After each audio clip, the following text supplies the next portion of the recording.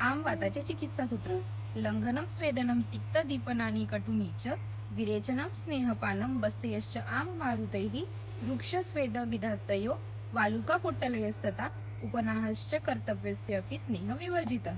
याचे अर्थ आम वाताची चिकित्सा करताना आचार्यांनी प्रामुख्याने सांगितले की आधी आम दोषाचे उपचार करावे, तसेच आम दोषाच्या चिकित्सासाठी लंघनम परम औषधम असे वर्णन केले आहे। त्यानंतर आम वातामध्ये मुख्यतः स्तब्धता, गुरुता आणि शीतता ही लक्षणे असता स्वेदन प्रक्रिया सांगितलेली आहे। तिक्त दीपनानी कटुनीच म्हणजेच तिक्त व कटू रसात्मक आहार व दीपनीय औषधांचा प्रयोग करावा। त्यानंतर आम दोष, अग्नी आणि वात अनुलोमनासाठी विरेचनम, स्नेहपानम।